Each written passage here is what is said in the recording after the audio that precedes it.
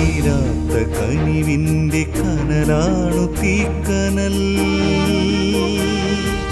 അണയുവാനൊരുങ്ങും ഈ ചാരത്തെ അഗ്നിയായി മാറ്റിടും തീക്കനൽ. തീക്കനൽ, തീക്കനൽ, തീക്കനൽ.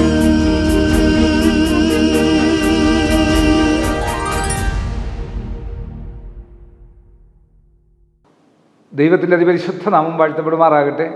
ആവർത്തന പുസ്തകം 34-ാം അധ്യായത്തിൻ്റെ 7-ാം വാക്യത്തിൽ മോശ മരിക്കുമ്പോൾ അവന് 120 വയസ്സായിരുന്നു. അവൻ്റെ കണ്ണ് മങ്ങാതെയും അവൻ്റെ ദേഹബലം ക്ഷയിക്കാതെയും ഇരുന്നു. ചെറുപ്പം മുതൽ എതിർപ്പുകളാണ്. ജനിച്ചപ്പോൾ തന്നെ വെള്ളത്തിലെടുത്തിട്ടു. അവിടുത്തെ രാജകൊട്ടാരത്തിൽ വളർന്നു. രാജകീയ സംസ്കാരങ്ങളൊക്കെ പഠിച്ചു. അത് കഴിഞ്ഞ് ഒരു രാജ്യത്തിലെ ഒരുത്തിനെ കൊന്നെന്ന് പറഞ്ഞ് പേടിച്ച് 40 വർഷം മരുഭൂമിയിലൂടെ ഓടി. ജീവിതത്തിൻ്റെ സമസ്ത മേഖലയിലുള്ള പ്രതികൂലങ്ങളെല്ലാം പഠിച്ചു. 80-ാം വയസ്സിൽ ദൈവം വിളിച്ചു, ഈ ജനത്തെ നയിക്കാൻ നിന്നെക്കാളും വേറെ ആരും ഞാൻ കാണുന്നില്ല, ഇത്രയും ആത്മാർത്ഥമുള്ള നിന്നെ. ഈ ഹൃദയം ഈ ജനത്തിന് വേണ്ടി നിൽക്കുന്നു, ഈ ജനം ഈ സാധുക്കൾക്ക് വേണ്ടി നിൽക്കുന്നു. നിൻ്റെ ഹൃദയം നിൻ്റെ ഈ ഇസ്രായേലിനെ വഴി നടത്താൻ ഇവന്മാരെ കൊണ്ട് തോറ്റു. എൻ്റെ സ്വന്തം ജനമാണ്, ഇവനെ രക്ഷിച്ചേ പറ്റൂ. നിന്നെ അല്ലാതെ ആരെയും കാണുന്നില്ല. ഒഴിവുകൾ പറഞ്ഞു നോക്കി. എന്നാൽ അവസാനം സമ്മതിച്ചു. ആ 80 വയസ്സ് മുതൽ 40 വയസ്സ് വരെ ഒരു പ്രയാണമാണ് 40 വർഷം. ആ ഹൃദയ കണ്ണ് പ്രകാശിച്ചാണ്. Natural eye was not dim, eye of his heart was still clear. Still looking for God's goodness and full of expectancy.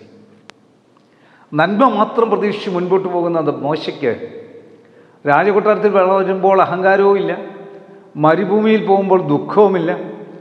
40 വർഷം പിറുപിറുപ്പുള്ള നന്ദിയില്ലാത്ത ജനങ്ങളുടെ മധ്യത്തിൽ ശുശ്രൂഷ ചെയ്യുന്നതിന് ഒരു മടിയുമില്ല. ഒരു സ്ഥാനത്ത് കൊണ്ടെത്തിച്ചു. നമ്മുടെ വ്യക്തിപരമായ ജീവിതത്തിലും ഇത് തന്നെ ഉണ്ടാകും. അവിടെ 120-ലും 80-ലും കേട്ട ശബ്ദം,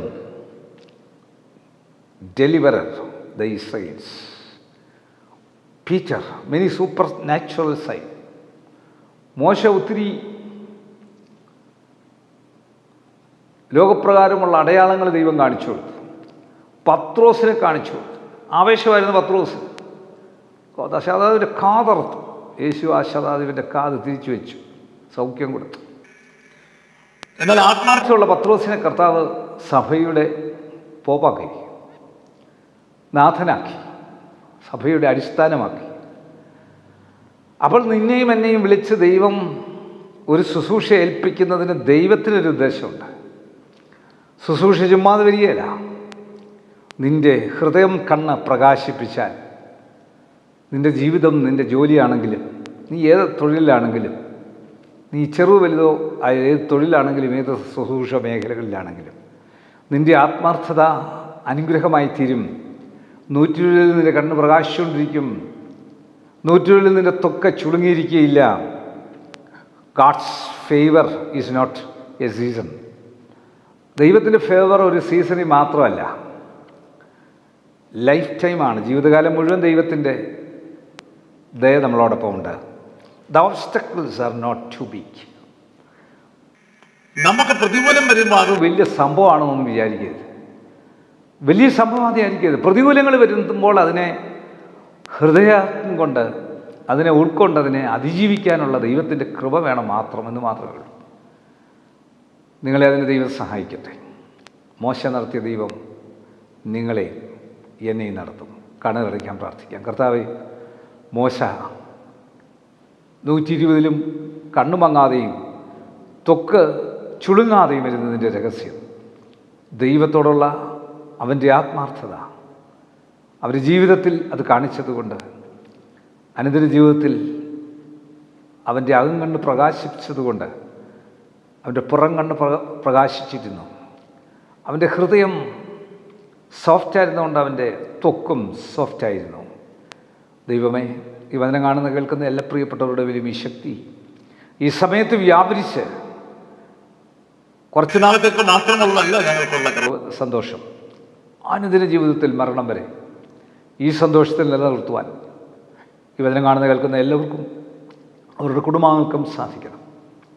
ഞങ്ങളുടെ മുഖ്യമന്ത്രി, ഗവർണർ, പ്രധാനമന്ത്രി, ലോകരാജ്യങ്ങളുടെ പ്രസിഡന്റുമാർ, പ്രധാനമന്ത്രിമാർ, വിവിധ സംസ്ഥാനങ്ങളുടെ മുഖ്യമന്ത്രിമാർ, MP-മാർ, MLA-മാർ, ബഹുമാനമുള്ള കോടതികൾ, വക്കീലുമാർ, WHO, health department, revenue department, police department, അർത്ഥ ഗവൺമെൻറ് സ്ഥാപനങ്ങൾ, ആശുപത്രികൾ, ഡോക്ടേഴ്സ്, നഴ്സ്, മറ്റ് സ്റ്റാഫുകൾ, മരുന്നുകൾ, മരുന്ന് കമ്പനിക്കാർ, മരുന്ന് കച്ചവടക്കാർ, മരുന്ന് വിതരണക്കാർ, ആംബുലൻസ് ഡ്രൈവേഴ്സ്, വഴിയോര കച്ചവടക്കാർ, സ്കൂളുകൾ, കോളേജുകൾ, ഓർഫനേജുകളിലും ജയിലുകളിലും കഴിയുന്ന റിപ്പയർപ്പെട്ടവരെ ഓർത്ത് പ്രാർത്ഥിക്കുന്നു. ബെഡിഡനായിട്ടുള്ളവർ, വിശ്രമ ജീവിതം നയിക്കുന്നവർ, കർത്താവെ, അധ്യാപകർ, അനധ്യാപകർ, പ്രഥമാധ്യാപകർ, ലോകമെമ്പാടും സുവിശേഷം പ്രഘോഷിക്കുന്നവർ, ചാനലിൽ ജോലി ചെയ്യുന്നവർ, ഫോട്ടോഗ്രാഫേഴ്സ്, വിവിധ തരത്തിൽ പ്രവർത്തിക്കുന്നവർ എല്ലാവരും അവരുടെ തൊഴിലിൽ ഹൃദയത്തിൽ ആത്മാർത്ഥമായി അത് ചെയ്ത് അനുഗ്രഹം പ്രാപിക്കുവാൻ ഇതിന് മക്കൾക്കെല്ലാം അമേരിക്കൻ നാടുകളുടെ president, vice president, governors, mayors, general, മറ്റ് പ്രിയപ്പെട്ടവർ എല്ലാവർക്കായും പ്രാർത്ഥിക്കുന്നു. കർത്താവിൻ്റെ കരുണകൃപ എല്ലാ രാജ്യങ്ങളുടെ മേലും ഒരുപോലെ വ്യാപരിച്ചു കൊള്ളണമേ. യേശുവെ നന്ദി, യേശുവെ സ്തോത്രം, യേശു ആരാധന, യേശുവെ മഹത്വം. യേശു മൂലം പ്രാർത്ഥന കേൾക്കണം നല്ല പിതാവേ. ആമീൻ. God bless U.